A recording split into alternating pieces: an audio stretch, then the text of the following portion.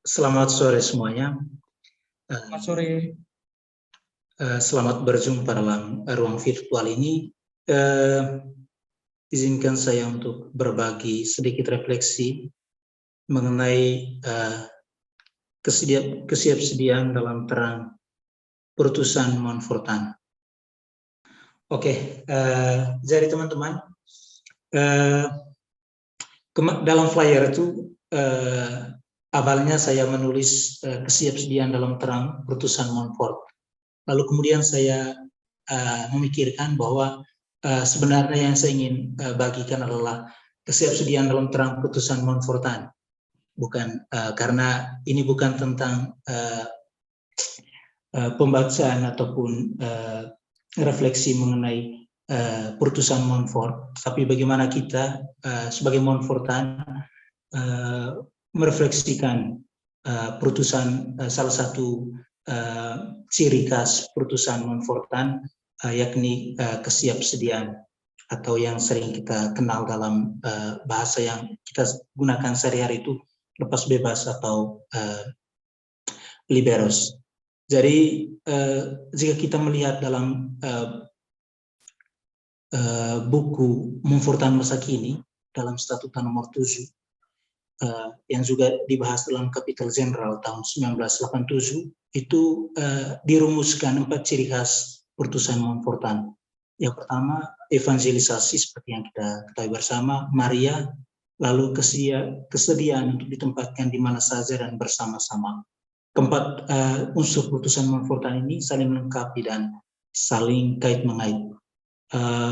Pater William Considine dalam salah satu suratnya, saya kira para konfrater sudah membacanya, itu menegaskan bahwa para Montfortan dengan jelas dan lama-kelamaan harus menunjukkan bahwa ia berkobar-kobar membagikan kabar gembira tentang cinta kasih Allah dengan perkataan dan perbuatan, bahwa ia mengalami secara pribadi dan ingin membagikan dengan orang lain peranan Maria dalam kabar gembira tersebut, bahwa ia sekarang dan nanti cukup bebas untuk tidak terpatri dalam satu tempat, pada satu tempat atau rutinitas tertentu, tidak melekat atau instabiles sumus, bahwa ia mampu dan rindu menjadi seorang anggota aktif dalam komunitas rasuli atau yang kita kenal bertindak bersama-sama. Jadi dalam suratnya ini Pater William Considine membahasakan keempat ciri khas putusan Montfortan. Dan pada sore hari ini kita akan secara lebih khusus merefleksikan bersama tentang kesiapsediaan atau kesediaan. Dalam Rasius 1 kita akan menemukan kata kesiapsediaan atau juga dalam buku Montfortan masa kini yang diterbitkan pada tahun 19 tahun berapa itulah sebelum ini. Itu kata yang digunakan untuk menerjemahkan ciri putusan lepas bebas tidak melekat ini adalah kesiapsediaan. Dan jika teman-teman, saya mencoba mencarinya secara daring kemarin dalam Kamus Besar Bahasa Indonesia, tidak ditemukan kata kesiapsediaan ini. Jadi ini kata yang kemudian dibentuk dari kata kesiapan dan kesediaan, saya kira. Lalu dalam terjemahan terbaru, dalam Rasio 2 dan kumpulan surat, itu kata yang digunakan adalah kesiapan. Ya, padanan kata yang juga sering kita temukan dalam refleksi, dalam pembahasan kita sehari-hari adalah liberos, siap sedia, instabiles sumus, lepas bebas, atau ketidakmelekatan. Lalu mungkin teman-teman bertanya mengapa ini dibahas. Ya tentu saja ya karena ini adalah salah satu ciri khas putusan Montfortan, dan ya sering dalam refleksi kita membahasakan ini sebagai bagian integral dalam putusan, dalam panggilan kita sebagai seorang Montfortan. Kita coba untuk melihat pengertian dan batasan dari kata kesiapsediaan ini. Dalam Kamus Besar Bahasa Indonesia, kesediaan dibahasakan sebagai kesanggupan atau kerelaan untuk berbuat satu atau kesudian. Jadi kesediaan terkait dengan kesadaran dan kebebasan di mana terkait juga dengan keseluruhan kondisi seseorang atau individu yang membuatnya siap untuk memberikan respon atau jawaban di dalam cara tertentu terhadap suatu situasi dan kondisi yang dihadapi. Dan dalam saya mencoba untuk mencari dalam kamus besar, kamus Montfortan, ya tidak ditemukan kata, bukan tidak ditemukan ya. Jadi karena kamus Montfortan yang ada itu dalam edisi bahasa Inggris, juga dalam edisi Italia, saya mencoba bertanya kepada para konfrater di sini, apakah ada pembahasan mengenai kesediaan itu. Ya tidak ada rupanya, dan kata yang digunakan di sana adalah kebebasan dan saya mencoba untuk bertanya juga kepada Pater Wim Peters, seperti yang kita tahu salah satu kamus berjalan Montfortan, dan beliau memberikan kepada saya materi mengenai kebebasan ini. Dan kebebasan seperti yang kita tahu dalam Kamus Umum Bahasa Indonesia dirumuskan sebagai keadaan atau kondisi tidak adanya hambatan atau rintangan yang menghalangi, menakuti, ataupun membelenggu manusia. Jadi sepertinya kedua kata ini, kesediaan dan kebebasan, memiliki makna yang cukup dekat, walaupun ya sedikit dalam banyak aspek ada perbedaan tentu saja. Dan dalam kamus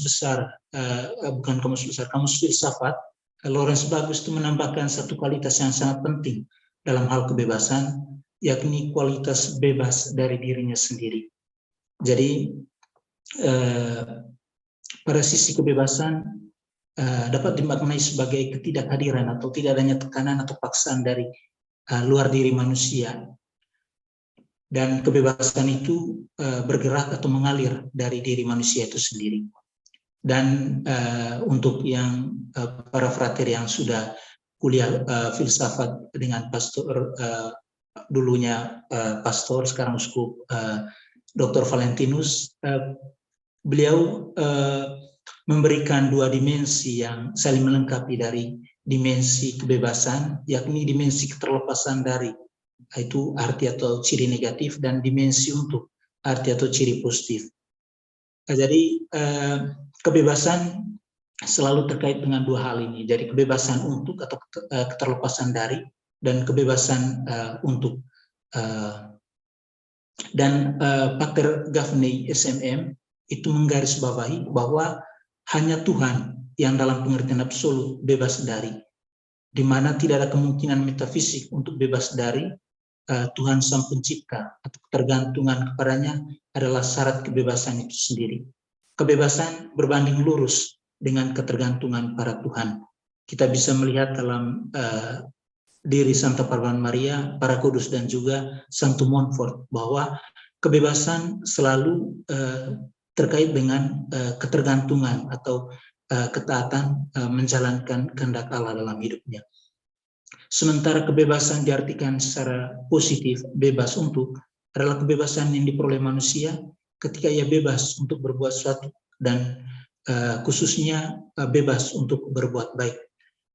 Santo Agustinus, kalau tidak salah, merefleksikan kebebasan itu sebagai keadaan atau kondisi manusia untuk memilih yang baik atau yang buruk. Tetapi kebebasan pada dasarnya adalah sesuatu yang mengarahkan manusia pada sesuatu yang baik.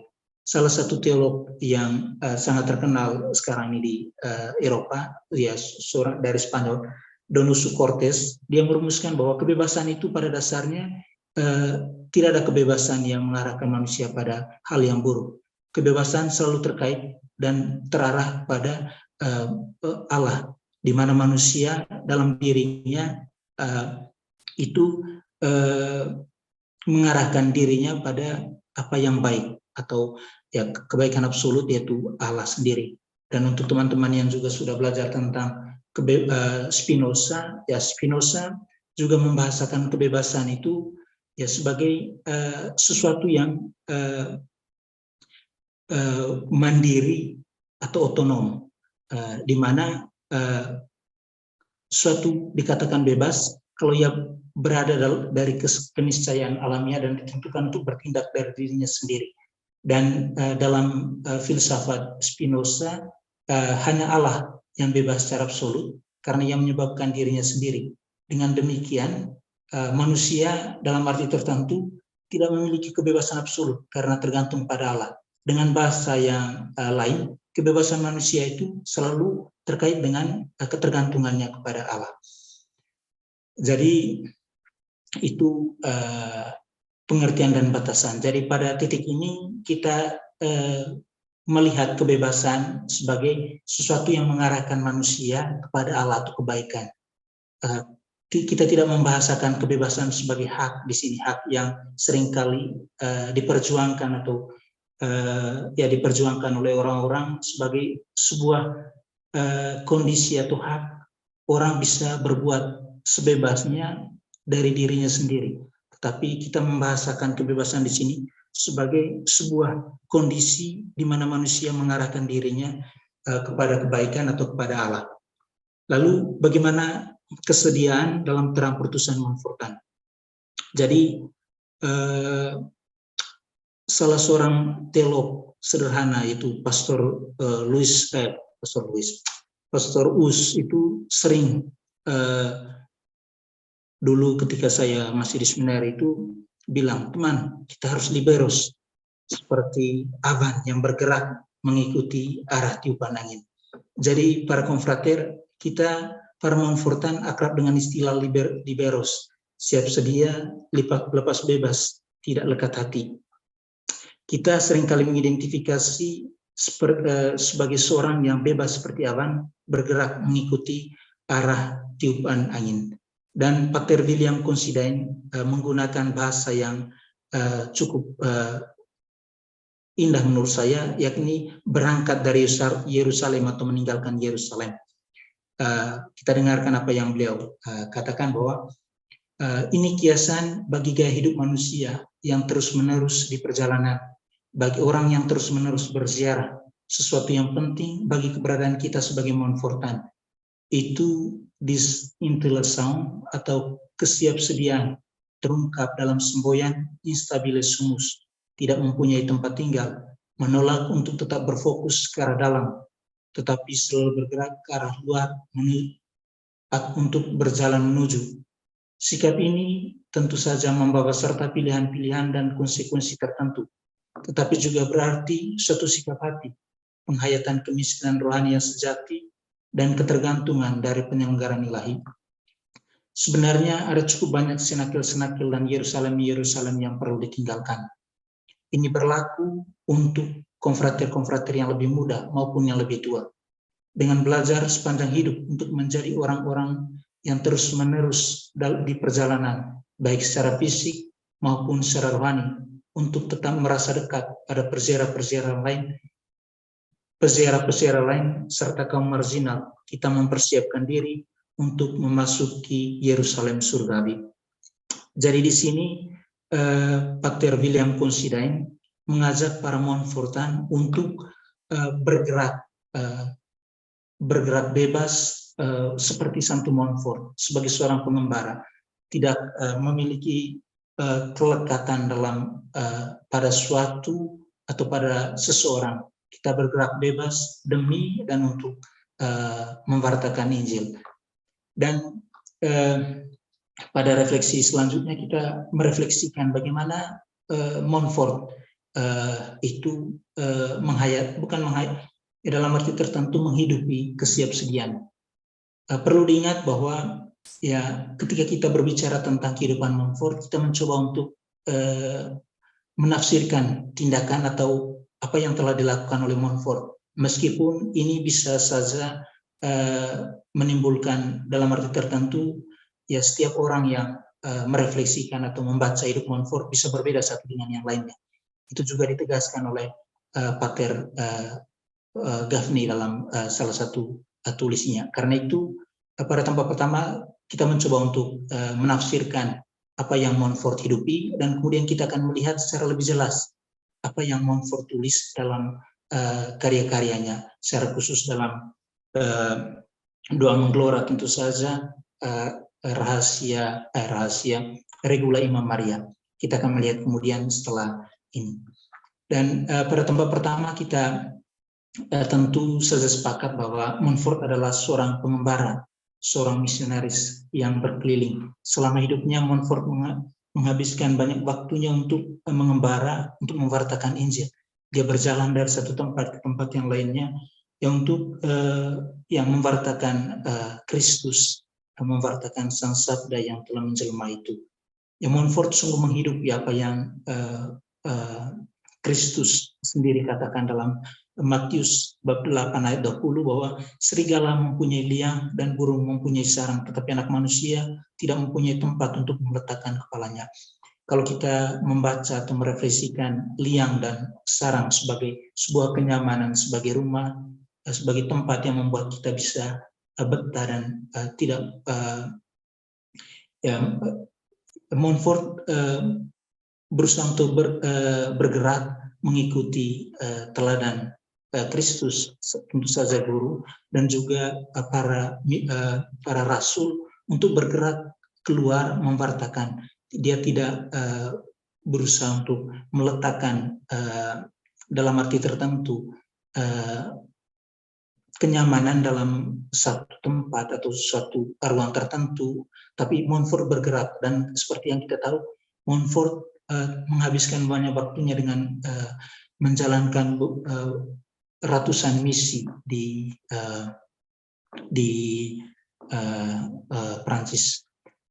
Dan tentu saja kita merefleksikan Montfort itu seorang yang gerak kesediaan Montfort, kebebasan Montfort itu untuk melakukan kehendak Allah atau mewartakan Injil Kerajaan Allah itu ya ditempatkan atau direfleksikan dalam kerangka ketaatan kepada otoritas gerejawi dan pembimbing spiritual, kepada pastorisasi. Montfort selalu taat kepada uskup setempat dan kepada tentu saja para pembimbing spiritualnya, pastorisasi.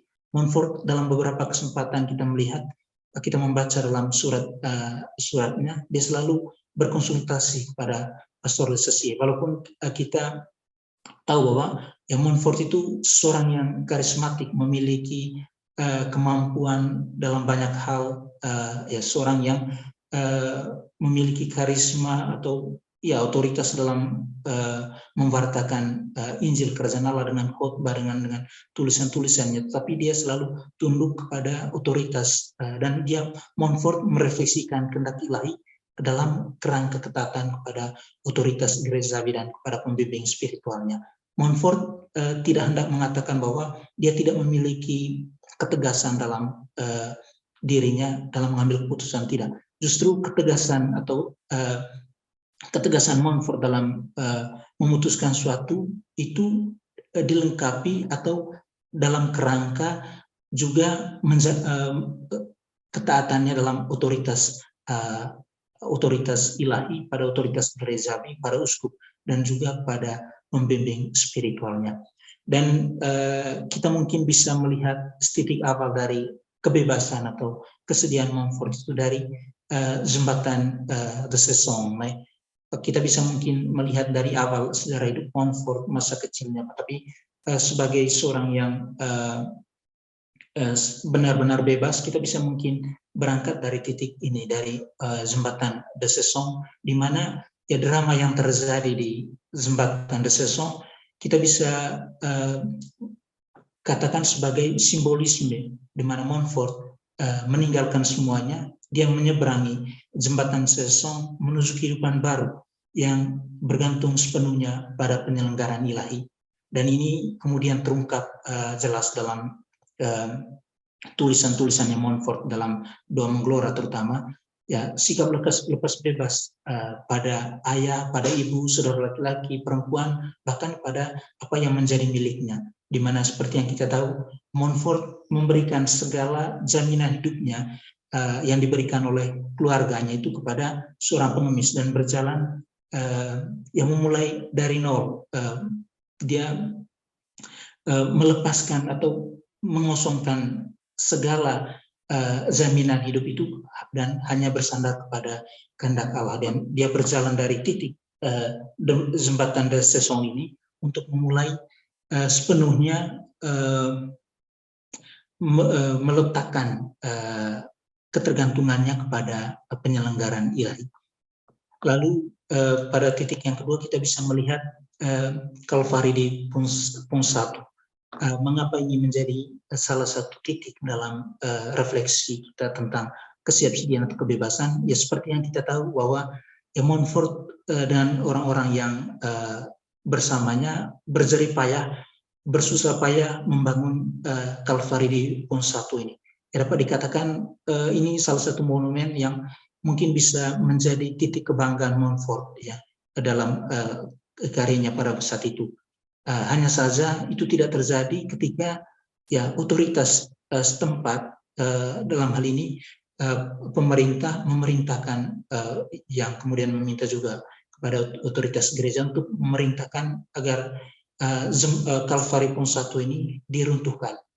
Dan di sini kita melihat bahwa Montfort itu ya dengan rendah hati dan dalam ketaatan ya berusaha untuk menerima sesuatu yang pahit ini dalam terang ya sudahlah, maksudnya dia tidak ini ya. Dia kemudian memberikan pengertian kepada orang-orang yang turut bersusah payah dengan dia itu dengan mengatakan mari kita tanamkan salib dalam hati kita. Dan di sini ya Montfort berusaha untuk ya bebas sebebasnya tidak pada ya mungkin dapat dikatakan Montfort berusaha untuk kecewa pasti tentu saja ya, tapi kemudian bagaimana dia melihat ini dalam terang kerendahan hati dan ketidaklekatan pada apa yang dia kerjakan, tidak kemudian kecewa yang Montfort tidak kecewa karena ya sebuah kebanggaan yang berusaha dibangun untuk dihancurkan, tetapi kemudian ya sebagai manusia dia tentu saja kecewa ya, tapi kemudian dalam terang ketaatan dan kebebasan Montfort kemudian menerima ini sebagai bagian dari ya hidupnya dan bagian dari misinya. Lalu kemudian dia berusaha untuk ya mengamini itu sebagai bagian yang membuat dia bisa juga lepas bebas atau bebas tidak lekat. Lalu yang berikut pada titik yang ketiga kita merefleksikan tentang misionaris apostolik. Ya. Jadi seperti yang kita tahu Montfort memiliki kerinduan untuk ya bisa memwartakan Injil Kerajaan Allah itu ke tempat-tempat yang jauh kepada di Kanada atau di Timur Tengah sana di mana ya Injil itu belum diberitakan. Jadi Montfort memiliki kerinduan itu dan kerinduan itu sangat besar dan kemudian Montfort berusaha untuk ya mendialogkan apa yang menjadi kerinduannya dengan otoritas gerejawi dan ya seperti yang kita tahu perjalanannya ke Roma itu adalah sebuah perjalanan untuk ya mencari kepastian dalam misi Montfort. Dan walaupun Montfort memiliki kerinduan atau kerinduan yang begitu menggelora untuk pergi menjadi misionaris di tempat yang jauh, Montfort kemudian patuh sepenuhnya dan pada ketaatan ketika Paus memerintahkan Montfort untuk kembali menjadi misionaris apostolik di tanahnya sendiri di Prancis sana. Dan Montfort dengan bebas memaknai itu sebagai kehendak Allah dan Montfort kemudian yang menjadi begitu kreatif dan memanfaatkan putusan yang dia terima dari Paus sebagai sebuah karya misi yang ya tentu saja seperti yang kita tahu Montfort ya menghasilkan begitu banyak karya misi dari dari ketaatannya yang dia terima dari putusan dari Paus. Lalu pembaktian diri sebagai hamba Yesus melalui Maria.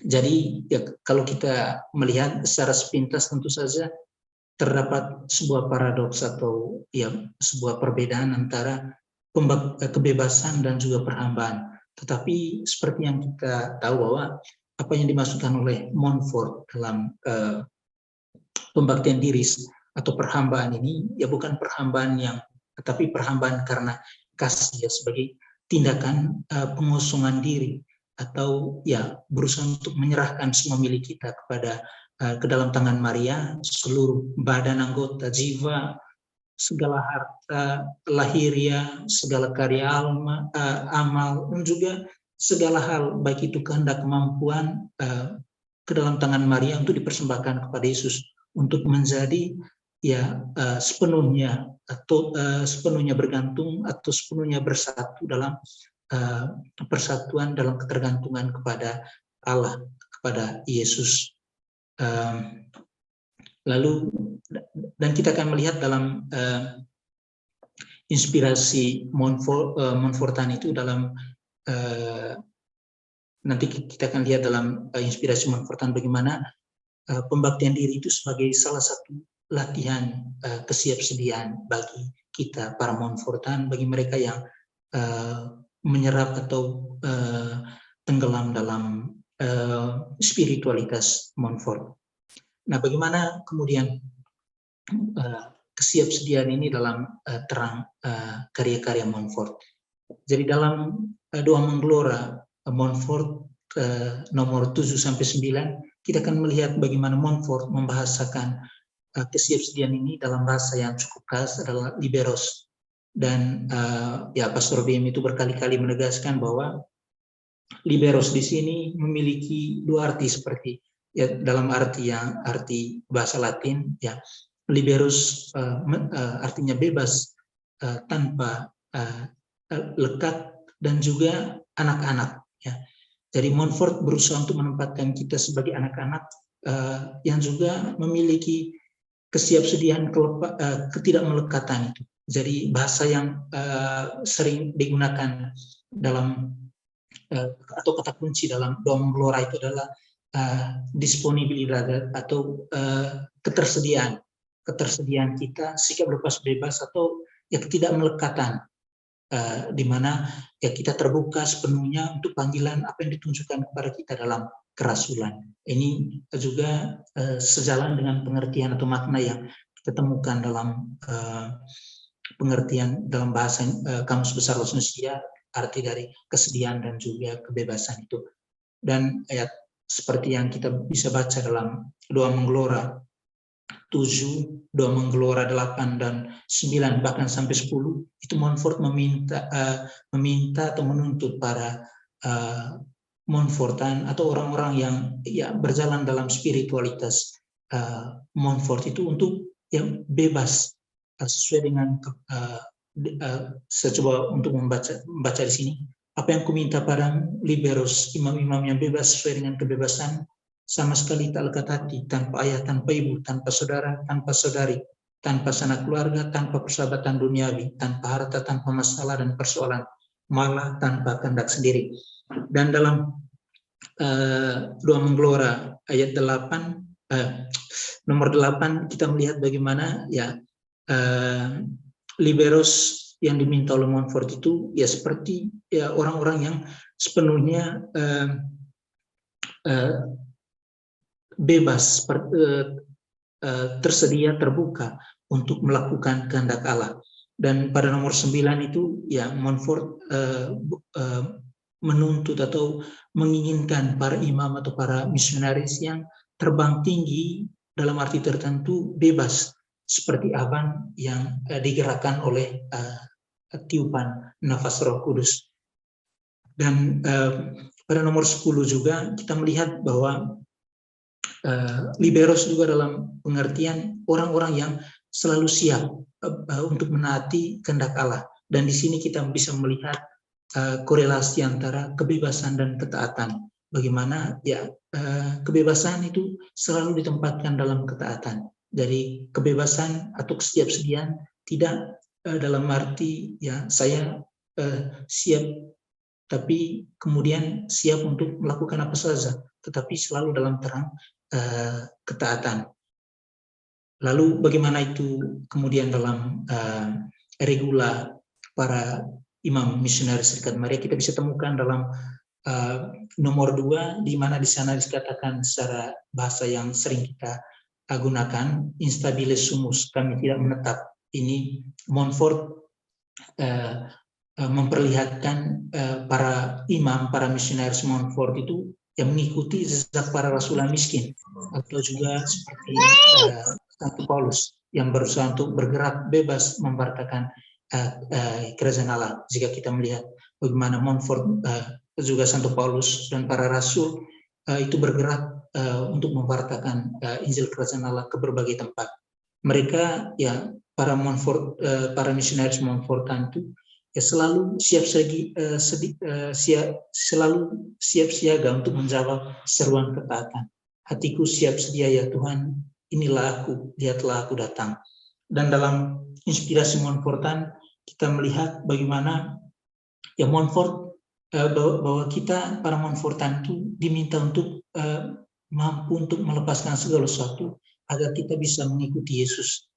Ya bagaimana kesiapsediaan itu selalu dalam kerangka kebebasan atau keterbukaan kita untuk melakukan kehendak Allah, mengikuti jejak Kristus dan para rasulnya, untuk bisa sepenuhnya bebas melakukan kehendak dan perintah Allah demi mewartakan Injil.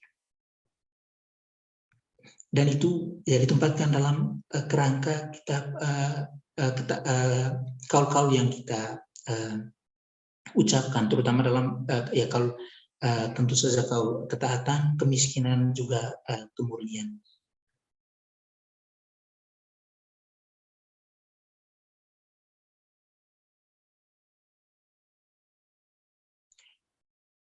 Lalu di sini dalam inspirasi Montfortan nomor 86 kita bisa membaca di sini bahwa pembaktian diri kita kepada Kristus melalui Maria adalah suatu pusat latihan kesiapsediaan untuk belajar melibatkan diri di kalangan orang-orang yang paling miskin. Dengan demikian kita masuki suatu gerakan yang mendorong sang kebijaksanaan menggabungkan diri dengan nasib umat manusia melalui penjelmaan menjadi manusia. Jadi ya dengan pembaktian diri kita sepenuhnya menggantungkan diri atau menyerahkan seluruh diri kita mengikuti gerak kenosis sang kebijaksanaan menjadi manusia, ya untuk sepenuhnya kita menjadi bebas, menjadi taat kepada kehendak Allah kemanapun Allah meminta kita demi dan untuk karya misi. Lalu berikutnya kita bagaimana aktualitas pertusan kesiapsediaan dalam pertusan Montfortan masa kini. Jadi di sini saya membiarkan atau yang menempatkan layar kosong di sini ya untuk membiarkan kepada kita masing-masing yang merefleksikan bagaimana kesiapsediaan ini dalam pertusan dalam hidup kita sebagai Montfortan, sebagai religius, sebagai biaraban, sebagai imam, sebagai ya para suster, juga kaum awam yang juga menimba semangat dari dari Santo Montfort. Dan izinkan juga saya di sini saya menempatkan 3 poin yang ingin saya juga bagikan dari aktualitas pertusan Montfort ini, bahwa ya sebagai kesiapsediaan kita tentu saja ya kita mengikuti gerak hidup Montfort, gerak misionaris Montfort yang bergerak bebas sebagai seorang pengembara untuk mewartakan kerajaan Allah. Dan berikutnya kita merefleksikan bagaimana ya setiap kita orang Kristen yang telah dibaptis, kita menerima pertusan atau misi itu di mana Yesus mengundang kita untuk mengundang dan mengutus kita, seperti yang kita baca dalam Matius 28 ayat 19. Pergilah kamu diutus. Kata pergi ini ya serentak di dalamnya itu mengandung tuntutan agar kita bisa ya bergerak keluar, bergerak untuk mewartakan Injil. Dan tentu saja yang paling aktual adalah ya pada tahun ini ya gereja akan menyelenggarakan salah satu kegiatan yang paling besar untuk kaum muda, dan salah satu temanya itu adalah Maria bangkit dan bergegas, di mana teladan Maria yang bangkit dan bergegas untuk memwartakan sukacita yang dialami kepada Elizabeth itu menjadi titik refleksi untuk kaum muda dan tentu saja untuk kita semua, bahwa kita semua dipanggil untuk yang meninggalkan tempat kita untuk bergerak, bangkit dan bergegas memwartakan apa yang menjadi sukacita kita, sukacita Injil kita, itu kepada sesama kita. Dan saya kira pembahasan ini cukup di sini, kita bisa perdalam lagi dalam sharing dalam sesi diskusi dan tanya jawab, dan untuk selebihnya yang kurang bisa ya teman-teman bisa ini, dan ini yang saya temukan dan saya refleksikan pada sore hari ini. Itu saja, untuk selebihnya saya kembalikan kepada moderator. Baik, terima kasih kepada Romunjo yang telah membagikan sharing pengalamannya, renungannya tentang tema kesediaan. Sekali lagi kami mengucapkan terima kasih untuk Romunjo yang telah mengantar kita pada permenungan berkaitan dengan kesediaan, bagaimana yang telah diteladankan oleh Santo Montfort. Karena itu, untuk kesempatan selanjutnya, sebagaimana yang disampaikan oleh Romunjo, terutama di bagian akhir dari pemaparannya, kita diberi ruang yang seluas-luasnya untuk bertanya ataupun berbagi pengalaman. Tadi diungkapkan ada 3 poin besar, yakni berkaitan dengan mengikuti gerak bebas Santo Montfort, terutama berkaitan dengan aktualitas. Kemudian setiap kita juga menerima putusan itu dari Yesus. Dan yang ketiga berkaitan dengan tema Youth Day, yakni marilah bangkit dan bergegas. Dari poin-poin ini kita bisa mengembangkan sharing pengalaman kita pada sore hari ini. Tetapi selain itu tidak ditutup kemungkinan untuk masing-masing dari kita bertanya tentang pendalaman yang telah diberikan oleh Romunjo pada sore hari ini. Saya berikan kesempatan bagi yang hendak bertanya secara langsung, silakan memencet tombol raise hand, atau yang mau bergabung di kolom chat, silakan memberikan pertanyaannya di kolom chat. Waktunya saya berikan kepada kita semua. Nama saya Diakon Haris. Saya tinggal di Komunitas Seminari Tinggi Ponsa Malang. Terima kasih tadi untuk sharingnya Pastor Onjo. Saya mau tanya dari keempat poin yang telah disampaikan berkaitan dengan misi Montfortan, bagian evangelisasi, kesiapsediaan dan evangelisasi itu yang mau saya tanyakan. Bagaimana sekarang proses evangelisasi itu yang dialami oleh Pastor Jo selama kurang lebih 2 tahun kalau tidak salah di Portugal. Lalu tantangan apa yang dihadapi berhadapan dengan realitas kehidupan umat yang ada di Portugal. Kemudian pertanyaan kedua, apa yang kemudian menjadi poin-poin penting dari entitas Portugal untuk disampaikan dalam Kapitel Jenderal. Terima kasih. Baik, sebelum kita beralih ke pertanyaan Frater Fandi, kita persilahkan Romunjo terlebih dahulu untuk langsung menjawab pertanyaan dari Diakon Haris. Jadi terima kasih banyak Diakon Haris untuk pertanyaannya. Memang ya tentu saja gereja, terutama gereja Eropa saat ini sangat membutuhkan begitu banyak tenaga misi, baik imam religius, juga imam religius, para suster, tentu saja kaum abang juga, untuk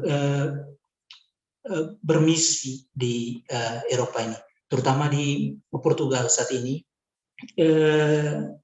Tantangan tentu saja kehadiran kita memberikan warna baru dalam misi di sini. Saya ingat ketika saya pertama kali tiba di Fatima dan saya mulai dipercayakan untuk melayani di Santuari Fatima untuk mendengarkan pengakuan, itu ada banyak umat yang bercerita, Pastor, terima kasih banyak. Kehadiran pastor-pastor muda ini yang memberikan ini juga untuk kami yang di Eropa ini melihat, karena hampir berpuluh-puluh tahun kami melihat pastor yang sama di tempat yang sama, dan umurnya juga pastor-pastor itu hampir di atas 60-an tahun ke atas dia. Jadi ya umat juga sepertinya butuh refreshing lah dalam hal penampilan gembalanya itu kan. Begitu. Jadi kehadiran para imam-imam yang muda itu cukup juga memotivasi dan memberi dorongan untuk orang-orang yang muda, untuk orang-orang yang juga sudah tua itu untuk ya aktif kembali di gereja begitu. Dan kemarin saya di sini, saya diminta untuk 1 bulan ini melayani di utara ini di sini lumayan anak-anak mudanya. Dan kemarin saya sempat post di Facebook saya ada 4 orang anak yang kebetulan jadi akolit, jadi missioner itu mereka itu maksudnya mereka kaget, mereka bilang mereka tanya umur berapa? Saat 31 tahun. Mereka bilang cukup menarik ya, untuk orang muda masih tertarik untuk menjadi imam gitu. Dan ketika saya tanya, ya ada juga dari mereka yang ingin menjadi imam gitu ya. Jadi kehadiran kita tentu saja memberi warna baru, dan gereja Eropa membutuhkan banyak imam-imam muda, religius muda dari Asia. Dan saat ini memang Asia itu menjadi salah satu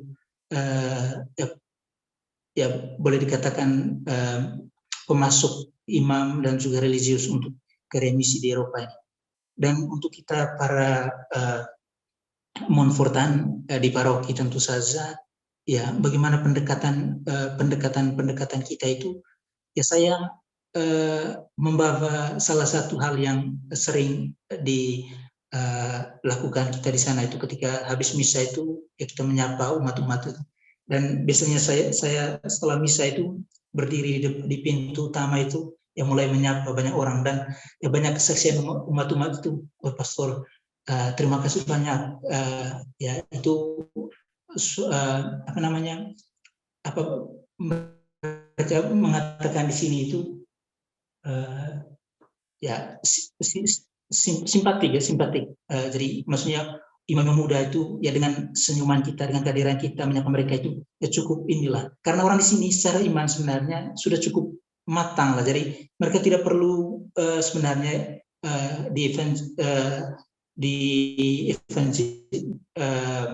diberi katekesi atau apa, sebenarnya hanya diperkuat atau diberi kesaksian mengenai kesaksian hidup para imam itu untuk ya bisa memberikan mereka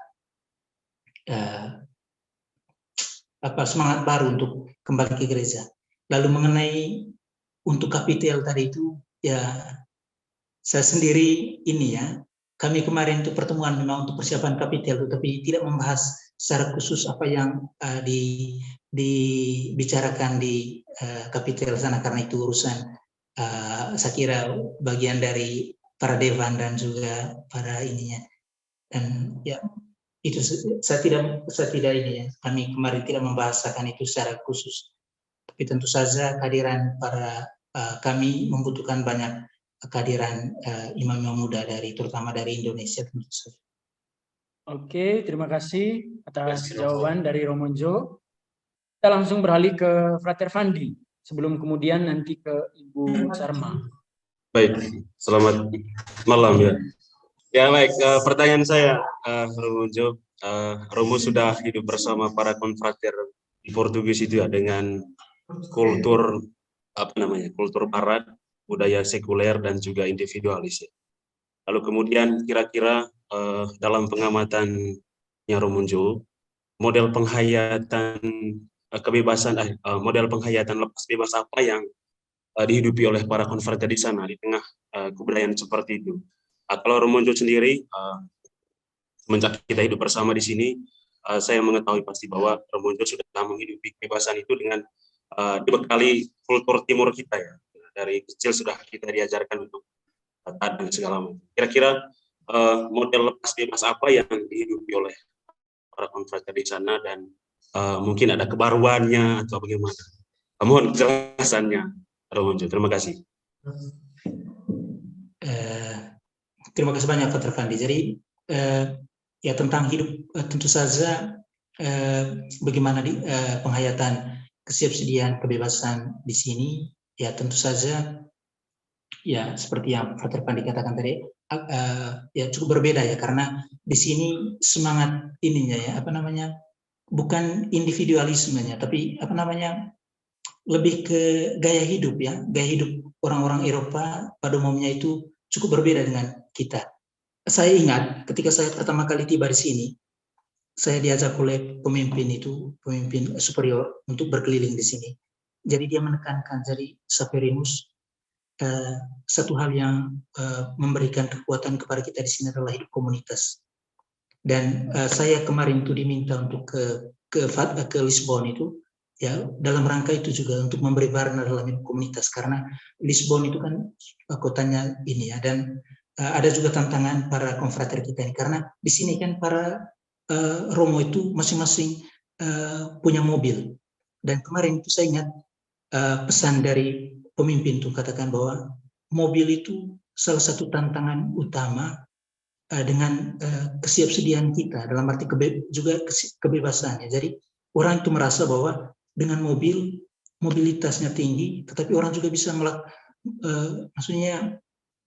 bergerak bahkan tanpa tanpa dalam arti tertentu ya, tanpa ini ya, orang kemudian lebih ya, saya ingin kemana saja, kemana, bahkan kemudian berusaha untuk bukan berusaha dalam arti tertentu mengabaikan aspek komunitas, dan juga ya orang kemudian tuh sulit untuk bisa lepas bebas, karena orang tuh dengan mulai ini ya, salah satu tantangan utamanya itu orang dengan itu kan dia bisa melakukan apa saja, dan kemudian merasa bahwa ya orang mungkin gaya hidup di sini itu kan ya, ketika sudah menjadi imam itu, kita di sana itu budaya timur kita itu kita masih ini ya, dengan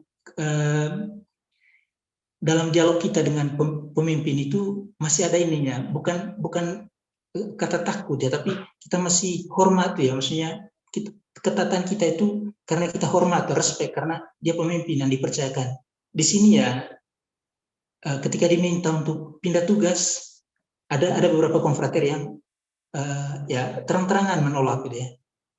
Ada terang-terangan menolak untuk pindah karena ini ya. Dan saya ingat ketika kemarin itu saya menerima misi ke Lisbon itu, salah satu kata yang diungkapkan oleh pemimpin itu, terima kasih untuk kesiapsediaan, karena ya ini menjadi ada juga beberapa konfrater yang memang sangat lepas bebas ya, tapi seorang muda yang mau untuk taat, untuk juga bebas itu ya sebuah ya dalam arti tertentu ya tentu saja kesaksian hidup untuk gaya hidup Eropa yang mulai ya dengan gaya hidup yang mungkin bisa tadi Frater Fandi katakan itu individualis ya.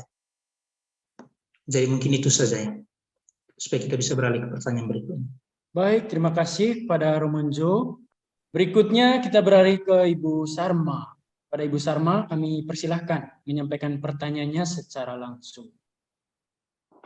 Selamat siang untuk Romojo dan Diakon, selamat sore untuk Romo dan Bapak Ibu sekalian semua. Untuk tema ini tidak jauh beda dengan apa bacaan pertama kemarin, itu yang dari 2 Petrus yang juga menyentuh sama saya, antara lain mengatakan kamu bangsa terpilih, imam yang rajawi, bangsa yang kudus, umat kepunyaan Allah. Kamu harus memaklumkan perbuatan agung Allah. Artinya kita mulai peka dalam panggilan dan tugas perutusan. Dan yang Ia telah memanggil kamu keluar dari kegelapan, masuk ke dalam terangnya yang menakjubkan. Itu sungguh luar biasa ya, panggilan sesuai dengan tema dan bacaan pertama dari kita kemarin. Nah, yang menjadi pertanyaan saya, bagaimana untuk bisa mengaktualitaskan diri dalam perutusan Montfort masa kini, khususnya kami yang kaum awam. Ini berdasarkan tadi inspirasi Montfort untuk mengarah kesiapsediaan yang mendekati arah-arah sempurna. Tidak lain ataupun tidak asing, kami di dalam pelayanan kami menemukan para awam ini masih adanya karat-karat rohani, antara lain tegar tengkuk, terus kadang mencari popularitas diri, terus kurang mau mendengar dan menghargai pendapat orang lain, dan kurangnya kerendahan hati. Nah, jadi bagaimana harus menyikapi kami awam ini untuk mengatasi atau mengkikis karat-karat rohani supaya pelayanan, panggilan, perutusan itu mendekati sempurna. Enggak sempurna sih, tapi paling tidak mendekati untuk zaman era saat ini. Demikian Romo, terima kasih. Baik, terima kasih kepada Bu Sarma. Pada Romunjo dipersilahkan menjawab pertanyaannya. Jadi terima kasih banyak Bu Sarma untuk juga pencerahannya menghubungkan tema kita pada hari ini dengan bacaan kemarin.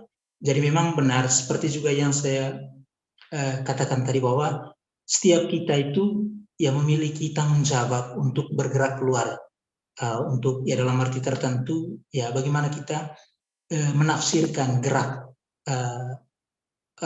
bebas yang dituntut oleh Montfort untuk kepada kita semua yang mengambil bagian dalam spiritualitas Montfortan ini untuk bergerak keluar dalam kesaksian hidup kita baik dengan perkataan dan perbuatan. Dan tentu saja ini panggilan untuk setiap Kristiani. Dan bersyukur lagi bahwa kita memiliki sarana yang bisa membantu kita untuk bisa ya dibentuk atau dilatih terus-menerus dalam arti ini adalah sebuah proses tentu saja untuk bisa semakin siap sedia, semakin bebas. Tentu saja setiap kita memiliki kelemahan tentu saja ya. Tidak saja kaum abang, tentu saja kami ya dalam banyak hal juga dalam proses menghayati kesiapsediaan ini tentu saja ada proses jatuh bangunnya ya. Tetapi kita dibekali oleh semangat pembaktian diri. Tadi itu disinggung dalam salah satu poin inspirasi Montfortan bahwa pembaktian diri kepada Maria, pada Yesus melalui Maria adalah sebuah latihan kesiapsediaan. Bahwa menjadi seorang yang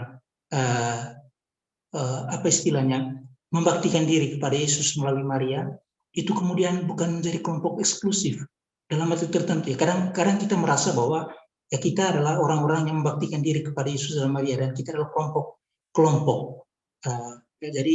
Tetapi Montfort atau juga ya spiritualitas Montfort itu mengundang kita untuk membaktikan diri kepada Yesus melalui Maria supaya kita bisa ya juga secara lebih sempurna menghayati panggilan kita untuk menjadi imam, raja, dan juga nabi di tengah masyarakat.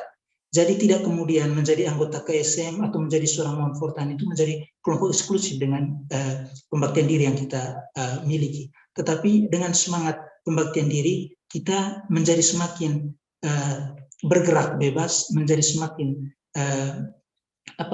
dengan gaya hidup Montfort itu bergerak keluar untuk kemudian menjadi garam dan terang di tengah kehidupan kita. Dan tentu saja pembaktian diri itu adalah sebuah proses yang membantu kita untuk ya dalam perjalanan rohani kita itu kita semakin dibentuk, semakin diformat dalam sekolah Maria itu untuk bisa seperti yang Montfort ajarkan itu di dalam bersama dengan dan untuk Maria itu kita ya perlahan-lahan menjadi seorang yang bisa kemudian menjadi imam, nabi, dan raja di tengah masyarakat. Dan tentu saja ini adalah sebuah proses ya, yang menuntut kita untuk setiap hari, setiap saat itu ya menjadi rendah hati untuk mau dibentuk itu dalam proses itu.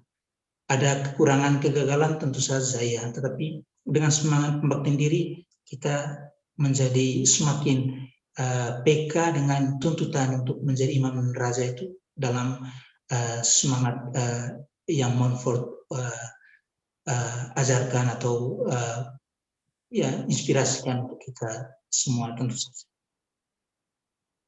Baik, terima kasih kepada Romunjo. Saya rasa tips-tips yang diberikan sudah menjawab pertanyaan dari Ibu Sarma pada sore hari ini. Dan kita beralih, ya sama-sama. Kita beralih ke pertanyaan yang terakhir dari Romo Leba, menanyakan tentang situasi atau keadaan devosi marial di Portugal itu seperti apa? Kira-kira Romonjo bisa memberikan gambaran kepada kami, terutama tadi bagi calon-calon muda, termasuk tadi ada Frater Fandi yang tengah mempersiapkan diri menuju ke Portugal. Amin, amin, amin, amin. Ya, jadi jika kita berbicara tentang Maria dan Portugal itu, kita akan melihat bahwa Maria itu adalah boleh dikatakan jantung Portugal, ya, jantung dalam penghayatan iman dan juga dalam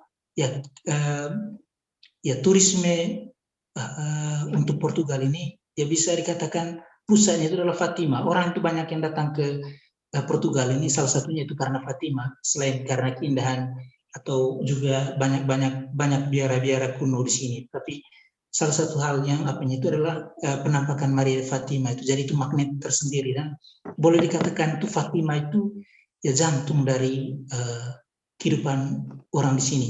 Kalau kita berjalan atau mengunjungi orang-orang di sini itu, hampir setiap rumah itu ada, atau di gereja itu selalu ada patung Maria Fatima. Itu jadi Maria itu menjadi bagian yang tak terpisahkan dari kehidupan orang di sini. Bahkan untuk orang-orang yang sudah orang yang dulunya orang yang Katolik tetapi tidak mempraktikkan iman itu, tetap ada patung Bunda Marianya di rumahnya, dan juga sering dalam ungkapan sehari-hari itu ya Nossa Senhora. Jadi bahkan ungkapan Nossa Senhora itu ya sudah menjadi ungkapan profan dalam arti tertentu, ya mungkin saja orang itu tidak lagi memiliki iman atau tidak mempraktikkan imannya secara apa, tapi dalam lubuk hatinya itu masih ada keterikatan dengan Maria dari Fatima itu. Jadi untuk penghayatan Maria di sini ya itu sangat dan sangat memang sebuah peluang yang cukup bagus untuk para Montfortan ketika kita berbicara tentang pembaktian diri. Dan puji Tuhan ya, di sini cukup banyak orang yang tertarik untuk kemudian membaktikan diri kepada Yesus melalui Maria, atau di sini ada istilahnya pembaktian diri menurut metode Santo Montfort.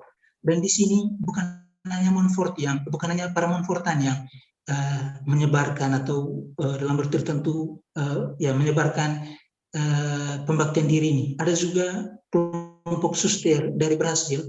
Mereka itu juga katanya mereka itu terinspirasi oleh Montfort juga dan didirikan karisma Montfort, tetapi sama sekali tidak terhubung atau tidak terkait dengan para Montfortan. Mereka juga memiliki pembaktian diri menurut Santo Montfort, tetapi ya sama sekali tidak ada hubungan dengan, bukan tidak ada hubungan, mereka tidak terikat dengan kita. Jadi tidak tercatat, atau orang-orang yang membaktikan diri melalui mereka itu tidak tercatat di kitab gitu ya. Dan ada cukup banyak orang ya, ratusan lah orang yang ini. Kemarin kami di paroki juga, dan kami ini ada 40-an orang yang membaktikan diri begitu menurut. Jadi cukup besar peluang kita ketika kita berbicara tentang pembaktian diri kepada Yesus melalui Maria di sini, karena secara alami, boleh dikatakan secara alami orang sudah sangat dekat dengan Maria di sini. Dan mungkin itu saja, Pastor Leba. Oleh karena itu, sebelum menutup seluruh rangkaian kegiatan kita pada malam hari ini, kami persilahkan terlebih dahulu kepada Romonjo untuk menyampaikan closing statement dalam ruang virtual kita pada malam hari ini sebagai bekal, terutama bagi peziarahan hidup kita masing-masing di hari-hari ke depannya, terutama dalam tema kesediaan sebagai seorang Montfortan ataupun PMRSA. Kami persilahkan. Tentu saja pada tempat pertama saya sebenarnya menyiapkan 2 tema ya. Yang pertama itu tentu saja ini, yang kedua itu tentang narasi penampakan Maria Fatima. Karena sempat juga saya berpikir bahwa ini mungkin hal yang sangat menarik untuk orang-orang. Jadi mungkin nanti di lain kesempatan saya bisa membagikan tentang narasi penampakan Fatima ini, karena ada cukup banyak umat Abam yang saya kenal di Indonesia itu meminta kepada saya untuk membagikan hal ini, karena ya terutama kita di sana tentang devosi Sabtu pertama itu sangat ini ya, sangat terkait dengan penampakan Maria Fatima. Jadi nanti mungkin di kesempatan lain bisa kita bicarakan ini. Lalu yang kedua ya tentang ya tentu saja ini adalah kesiapsiagaan adalah ciri khas kita sebagai Montfortan, dan tentu saja adalah sebuah tuntutan ya yang harus kita miliki dan hidupi sebagai seorang Montfortan. Namun ini adalah sebuah proses, tentu saja proses dalam arti tertentu ya. Ya untuk saya secara pribadi ya kita tidak akan bisa mencapai titik di mana kita benar-benar bebas, masuk dalam arti tertentu lepas bebas penuhnya ya, karena ya seperti ini adalah sebuah proses dalam arti tertentu. Setiap saat, setiap situasi kita dibentuk dengan putusan yang kita terima, dengan keadaan yang kita alami. Tetapi tentu saja selalu kesiapsiagaan kita itu dibentuk dalam rahmat ketaatan, atau kalau ketaatan yang kita miliki, dan tentu saja dalam bimbingan superior, baik superior provinsial, superior rumah di tempat masing-masing kita, di komunitas, di paroki, pastor paroki atau superior komunitas, tentu saja ya. Dan kita semua ya berjalan menuju apa yang Montfort inginkan para kita, supaya benar-benar bebas seperti awan menurut tiupan Roh Kudus, dan tentu saja pembaktian diri membantu kita untuk ya dari waktu ke waktu kita semakin bertumbuh dan berkembang dalam kesiapsiagaan ini. Mungkin itu saja, terima kasih. Baik, sekali lagi kami mengucapkan terima kasih kepada Romonjo yang telah berkenan berbagi pengalaman, pemahaman, dan pendalaman tentang tema kesediaan pada sore hari ini. Dan juga terima kasih kepada kita semua yang telah terlibat secara aktif dalam ruang virtual ini. Marilah di akhir pertemuan kita ini, kita menutup seluruh rangkaian kegiatan kita pada sore hari ini dengan doa bersama, dan nanti akan ditutup dengan berkat yang akan diberikan oleh Romonjo dari Portugal.